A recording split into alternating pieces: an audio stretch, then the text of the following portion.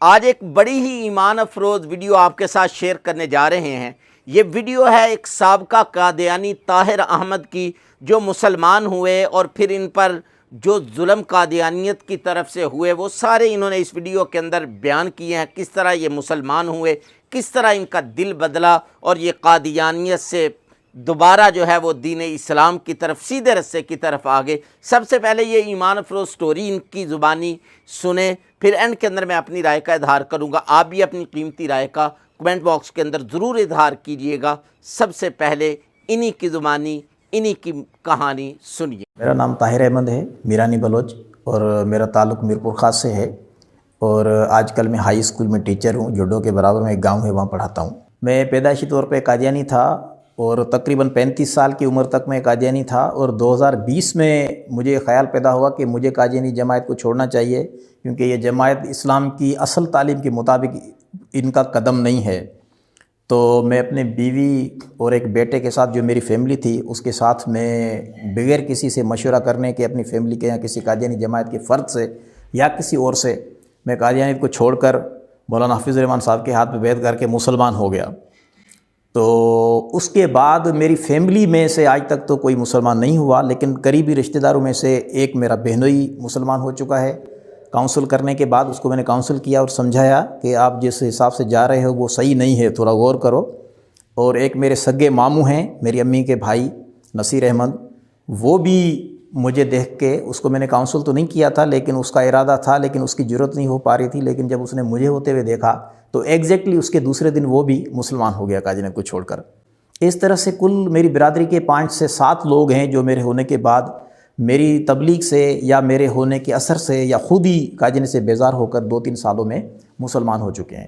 قادیانیت کے حوالے سے خاندانی پس منظر یہ ہے کہ سب سے پہلے ہماری برادری کے 5 لوگ قادیانی ہوئے تھے مسلمان میں سے، جن میں سے ایک میرا دادا بھی تھا، سگا دادا، جن کا نام اللہ بچایا تھا۔ 1942 میں یعنی پاکستان بننے سے 5-7 سال پہلے نصرت آباد اسٹیٹ ایک ہے قادیانیوں کی، وہاں پہ قادیانی جماعت کے وہ شخص جو خود کو قادیانی جماعت کے دوسرے خلیفہ کہلاتے ہیں، مرزا بشیر الدین محمود احمد، ان کے ہاتھ پر یہ اسلام کو چھوڑ کر قادیانی ہوئے تھے نصرت آباد اسٹیٹ میں۔ تو اس طرح سے ہماری برادری میں قادیانیت داخل ہوئی، ہماری برادری کے لوگ قادیانیت میں داخل ہوئے، یعنی 1942 سے۔ جس دن میں قادیانیت کو چھوڑ کر مسلمان ہوا وہ عصر کا ٹائم تھا۔ میں اپنی بائک پہ اپنی فیملی کے ساتھ، چھوٹی سی، جس میں ایک میری بیوی اور ایک 5 سال کا بیٹا شامل ہے، میں مسلمان ہونے کے لیے گھر سے نکلا۔ تو میں جب تک اپنے گھر واپس نہیں پہنچا تھا تو میری جو والدین تھے اور جو برادری تھی انہوں نے میرے گھر پہ قبضہ کر لیا۔ تو کیونکہ وہ انٹرنیٹ پہ دے دیا انہوں نے موبائل پہ دیکھ لیا کہ یہ ہو چکا ہے، قادیانیت کو چھوڑ چکا ہے۔ ان کو شدید غصہ آیا اور انہوں نے میرے گھر پہ قبضہ کر لیا، اور میرے گھر کا سارا سامان بھی اٹھا کے چلے گئے، جس میں میرے ڈاکومنٹس بھی شامل تھے۔ تو بہرحال اس طرح سے یہ سارا معاملہ ہوا۔ میری قادیانی جماعت کو چھوڑنے کی اصل وجہ میرا مطالعہ تھی، میری مطالعے کرنے کی بچپن سے عادت تھی۔ میں قادیانی جماعت میں تھا، اس وجہ سے میں قادیانی جماعت کی کتابوں کو زیادہ ان کا مطالعہ کرتا تھا، خاص طور پہ مرزا غلام احمد قادیانی کی کتابوں کا مطالعہ۔ تو بہت ساری ایسی باتیں تھیں جو میں نے اس کی کتابوں میں دیکھیں، جو ایک صحیح مسلمان، ایک اسلامی عالم اس کی تشہیر نہیں کر سکتا، اس کو نہیں پھیلا سکتا۔ مثال کے طور پہ اپنی کتاب میں وہ کہتے ہیں کہ حضرت عیسیٰ علیہ السلام شراب پیا کرتے تھے، یا تو کسی بیماری کی وجہ سے یا اپنی پرانی عادت کی وجہ سے۔ پھر اسی کتاب میں وہ آگے چل کے کہتا ہے کہ شراب نوشی اور خدا ترسی ایک دل میں جمع نہیں ہو سکتے۔ اس کا مطلب ہے کہ ہم تو نہیں کہتے کہ حضرت عیسیٰ علیہ السلام شراب پیا کرتے تھے، لیکن مرزا قادیانی خود کہہ رہا ہے کہ حضرت عیسیٰ علیہ السلام شراب پیا کرتے تھے۔ پھر آگے کہتا ہے کہ خدا ترسی اور شراب نوشی اور خدا ترسی ایک دل میں جمع نہیں ہو سکتے۔ اس کا مقصد کہ مرزا قادیانی کے نزدیک حضرت عیسیٰ علیہ السلام کے دل میں خدا ترسی نہیں تھی، کیونکہ وہ ان کے بقول کے وہ شراب پیا کرتے تھے۔ تو ظاہر ہے کہ خدا ترسی ایک مومن کا ایک عام فعل ہے، نبی تو کیا، ولی تو کیا، ایک عام مومن کا یہ فعل ہے کہ اس میں خدا ترسی ضرور ہوگی۔ لیکن مرزا قادیانی کے نزدیک حضرت عیسیٰ کے دل میں نہیں تھی، کیونکہ وہ شراب پیا کرتے تھے ان کے نزدیک۔ تو ایسے بہت سارے اعتراضات ہیں جو میں نے ان کی کتاب کے پڑھنے کے بعد میں نے معلوم کیے، اور تب میں نے سوچا کہ یہ جو جماعت ہے ایک وہ ایسی نہیں ہے جس کو ہم سمجھیں کہ جس کا قدم قرآن شریف کی تعلیم کے مطابق ہے، جس طرح کا یہ دعویٰ کرتے ہیں۔ مرزا قادیانی کی تقریباً 85 کتابیں ہیں، جس میں سے ایک کتاب کا نام تذکرہ ہے، جس میں یہ لکھتا ہے کہ سارے کے سارے میرے الہام جو خدا نے مجھے کیے تھے، یا وحی اور اس کے اندر یا خوابیں جو اس نے دیکھی جس کو یہ کہتا ہے کہ میری سچی ہو گئیں، پھر کہتا ہے کہ نبی کی خواب بھی الہام ہوتی ہے، وہ ساری اس کتاب میں شائع ہیں جس کا نام تذکرہ ہے، اس کو میں نے کئی دفعہ پڑھا ہے۔ تو اس میں یہ کافی ساری ایسی باتیں کہتا ہے کہ جس میں یہ دوسرے نبیوں کے برابر بلکہ آپ صلی اللہ علیہ وسلم کے برابری کا اپنے آپ کو ٹھہراتا ہے۔ جیسے ایک جگہ کہتا ہے کہ قرآن کیا ہے، میرے منہ کی بات، یعنی قرآن اگر ہم نے آپ صلی اللہ علیہ وسلم کی زبان مبارک سے سنا لیکن وہ اللہ تعالیٰ کی وحی تھی، وحی کی صورت میں نازل ہوا، کسی انسان کی منہ کی بات نہیں تھی، تو جو شخص اتنی بڑی جرت کر سکتا ہے اور کوئی سوچتا نہیں کہ یہ کتنا بڑا دعویٰ کرتا ہے، کہتا ہے کہ میں کبھی صاحب، اس کی ایک کتاب ہے در ثمین، نظموں کی کتاب ہے جس میں نظمیں لکھی ہوئی ہیں، اردو میں لکھی ہوئی ہے، ایک در ثمین فارسی بھی ہے، تو در ثمین اردو میں کہتا ہے کہ میں کبھی عیسیٰ کبھی موسیٰ کبھی یعقوب ہوں، نیز ابراہیم نسلیں ہیں میری بے شمار۔ تو جو اتنا بڑا دعویٰ کرتا ہے، اور ایک جگہ کہتا ہے کہ جب آپ شیشے کے باہر کھڑے ہوتے ہو، کہتا ہے اے لوگو تم مجھ پہ کیوں اعتراض کرتے ہو کہ میں نبی ہونے کا دعویٰ کرتا ہوں؟ میں نہیں کرتا۔ آپ جب شیشے کے باہر کھڑے ہوتے ہو، جو شیشے کے اندر آپ کا عکس ہوتا ہے وہ کوئی دوسرا شخص تھوڑی ہوتا ہے، وہ آپ خود ہی ہوتے ہو۔ تو بس آپ صلی اللہ علیہ وسلم جب شیشے کے باہر کھڑے ہوتے ہیں، نعوذ باللہ، اندر جو عکس ہوتا ہے وہ میں ہوں، میں اس سے الگ تھوڑی ہوں۔ تو سیدھی سیدھی بات ہے کہ یہ آپ صلی اللہ علیہ وسلم کی برابری کی دعویٰ ہے نبوت کا۔ تو اس حساب سے احمدی لوگوں کو سوچنا چاہیے، وہ اپنے آپ کو مسلمان کہلاتے ہیں اور مسلمان سمجھتے ہیں، تم کسی شخص کو آپ صلی اللہ علیہ وسلم کے برابر سمجھ کر کیسے مسلمان کہلا سکتے ہو یا سمجھ سکتے ہو؟ آپ کو سوچنا چاہیے۔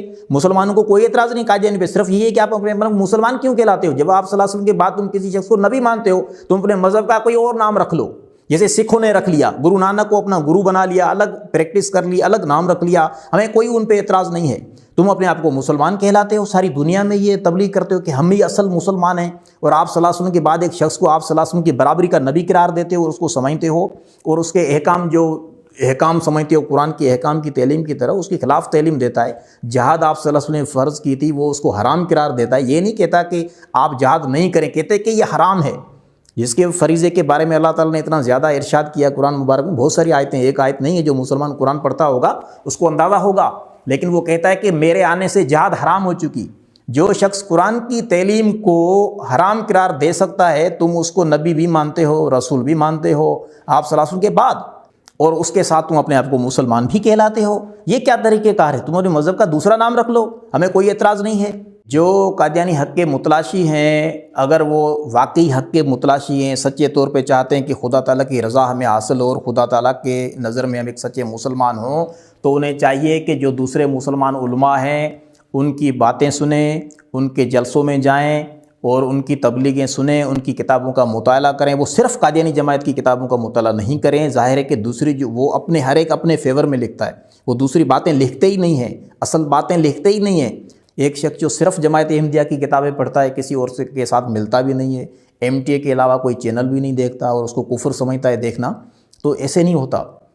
تو تب باتیں واضح ہوں گی۔ جب مرزا قادیانی خود کہتا ہے کہ جب تم دو چیزوں کا فرق محسوس کرنا چاہو تو آپس میں کمپیئر کرو، پھر دیکھو کہ کون سی بہتر ہے۔ تو تم قادیانی کو کیوں نہیں کمپیئر کرتے دوسرے اسلام کے ساتھ؟